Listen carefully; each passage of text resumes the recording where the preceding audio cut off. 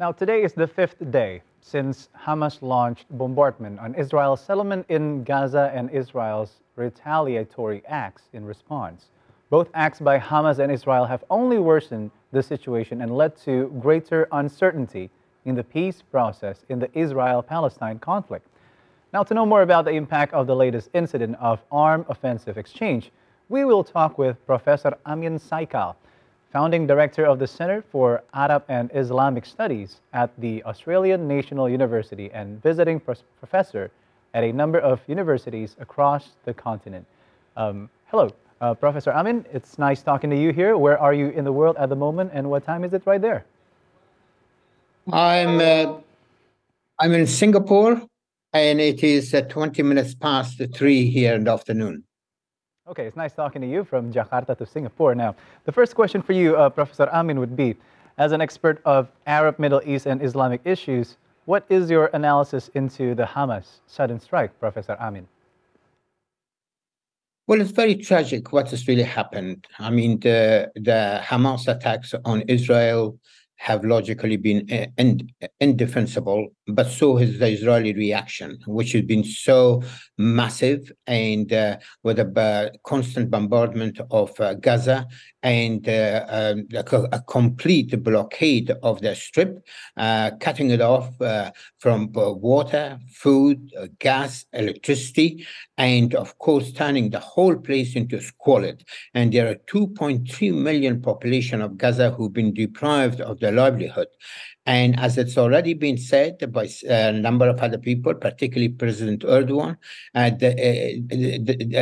attack took place by an organization, not by all the Palestinian people who were residents of Gaza.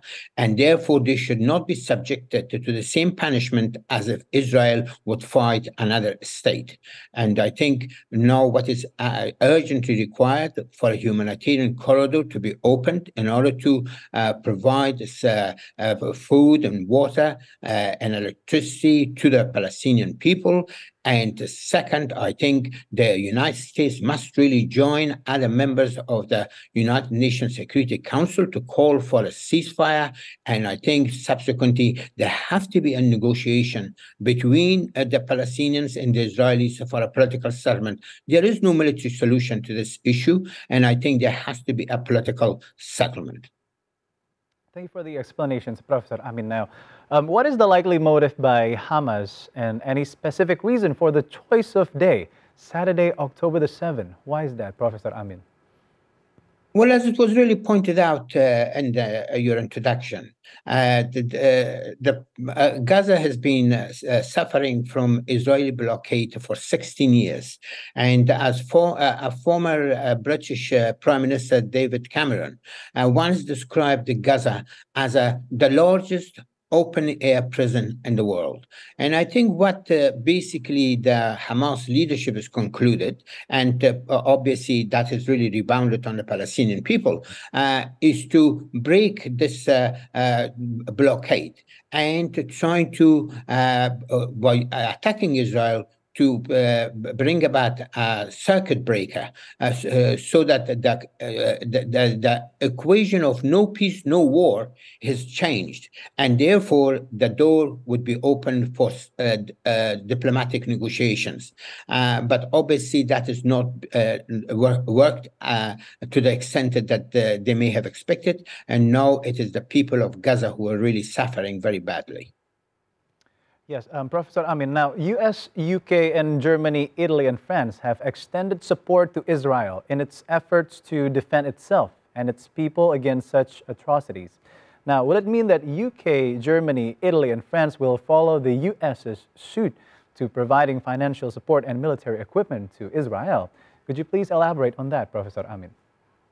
Well, at this point, it's only the United States which have been transferring arms to Israel, and President Biden has said that they will meet whatever is needed. But the declaration by Britain and France and Germany They've been more in terms of political support up to this point. But if this war really continues and Israel needs a lot more support, then it is possible that the United States will also ask these other allies to help Israel. But that can only prolong the suffering of the people on both sides, that on Israeli and the Palestinian side, and can really complicate the way to political resolution of the conflict. I think it is important for the United States and its allies to be very conscious of not only the Israeli needs, but also the needs of the Palestinian people. And to me, so far, that has not been really happening. If we recall the 2006 Israeli attack on or Israeli war with Hezbollah, initially the United States held back the Security Council from issuing a call for ceasefire in order to let Israel to finish off Hezbollah. But when that didn't happen, and Hezbollah stayed in the fight for something like 5 weeks, and the United States realized that Israel was not really going to achieve its objectives, then it called for a ceasefire, and that also brought an end to that conflict that is between Israel and Hezbollah. And I think it is very important that now the United States really work with other members of the United Nations Security Council for a ceasefire. Thank you for sharing your thoughts on that, Professor Amin. Now, what will be the response of the Arab world and the Islamic world? Will the Gaza conflict escalate into regional conflict in the Middle East or even greater? What do you think, Professor Amin? Well, the Arab League has just had an emergency meeting and is called for a ceasefire, but I don't think that is really going to wash with the Israeli leadership. I think the Israeli leadership is absolutely determined to do whatever necessary in order to uproot Hamas altogether. But that is going to be very difficult because if the Israelis engage in a land invasion or reoccupation of Gaza, obviously it will be very bloody and a lot more people will be killed from both sides. As far as the Muslim world, quite a number of Arab countries have already normalized relations with with Israel, and Saudi Arabia and Israel were also on the verge of normalizing relations. And therefore, these states are most unlikely to join the rest of the Arab world in calling for a ceasefire or putting really pressure on Israel. And the rest of the Muslim world is also somewhat quite divided. Obviously, Malaysia and Indonesia have called for a political solution, a diplomatic solution to the problem, and President Erdogan has called for a diplomatic solution, and of course, creation of an independent Palestinian state.